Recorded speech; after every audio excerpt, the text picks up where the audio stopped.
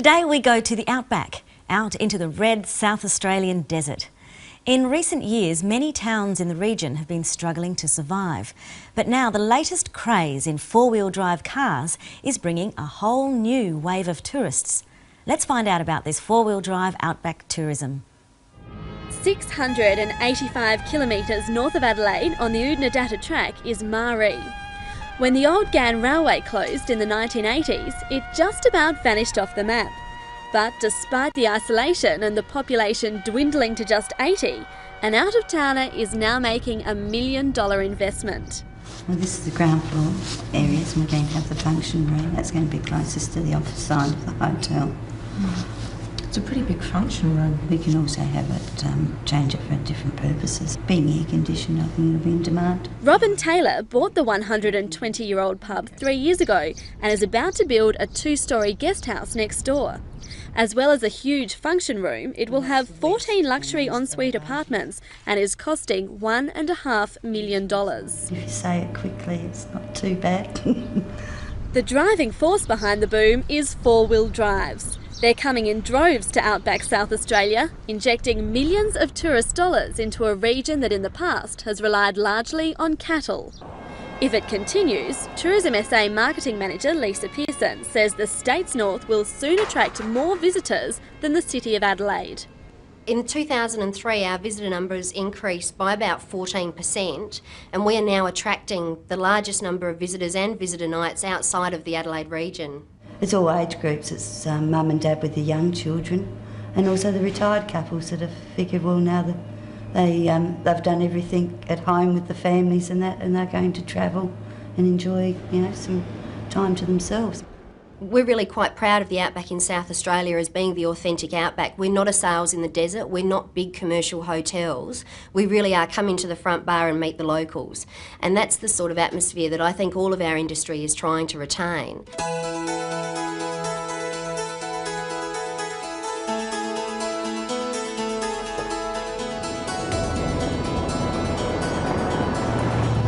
The so-called grey nomads still make up the biggest slice of the Outback tourism market. That's the name given to baby boomers in their 50s who are going on the road. They've got the finances and the freedom, and like this New South Wales couple, they just want to have fun. Our kids are older now, and we've got the opportunity to do it, so we're out there.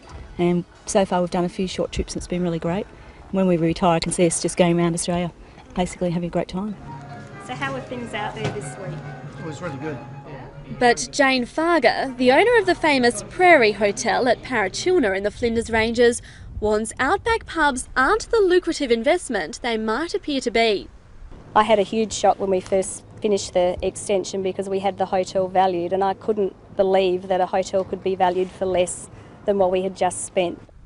She and her husband spent more than $1 million building luxury eco-accommodation behind their historic pubs 7 years ago, and she says only now is it starting to pay off. While Lisa Pearson agrees Outback tourism isn't an instant money spinner, she's confident the industry's here to stay. They are looking for something that's a lot more authentic and getting to travel off the beaten track and really going where there's not a whole lot of tourists travelling. So the story is about the increasing numbers of tourists in the Australian Outback. One of the hotels they visited is at Maree, on the Oodnadatta track in northern South Australia. Why are more people visiting Maree? The driving force behind the boom is four-wheel drives. The driving force behind the boom is four-wheel drives. A boom is a strong increase or growth in something, and a driving force is the main cause of something. So the main reason for the growth in tourism is four-wheel drives. Four-wheel drives are cars that steer using all four wheels instead of just the two front wheels. They're much better for driving on rough tracks and anywhere off normal roads.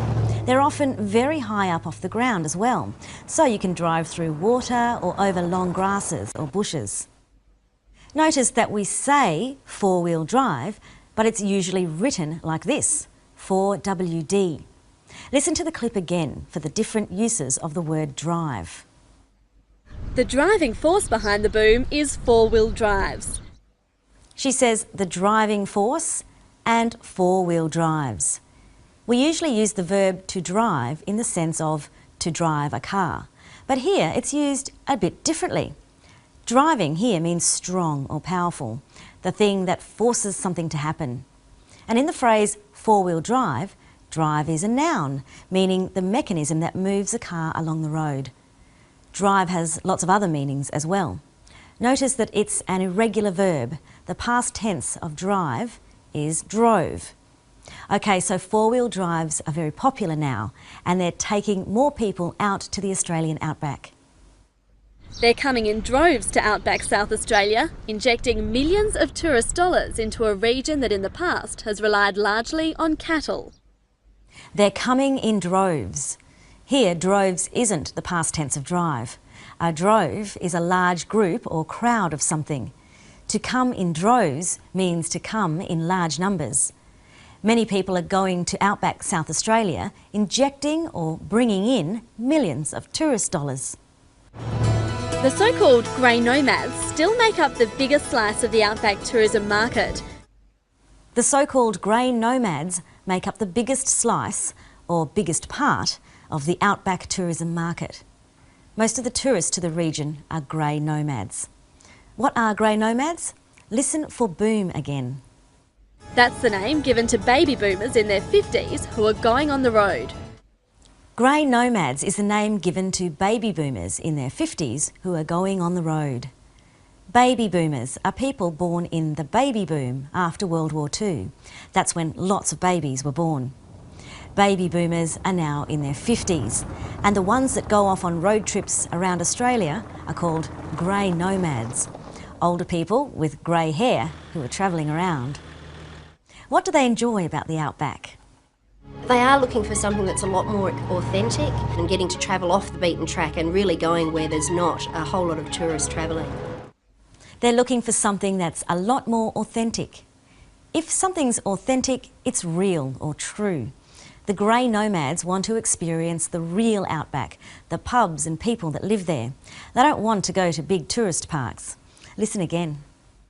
They are looking for something that's a lot more authentic and getting to travel off the beaten track and really going where there's not a whole lot of tourists travelling. They're getting off the beaten track. A beaten track is a way or a path that's used a lot. The saying off the beaten track means unusual or not well known. They want to get off the beaten track. They want to go to places not many people go, where there aren't too many tourists. And four-wheel drive cars let you get a long way off the beaten track. You can go places where there aren't even any roads.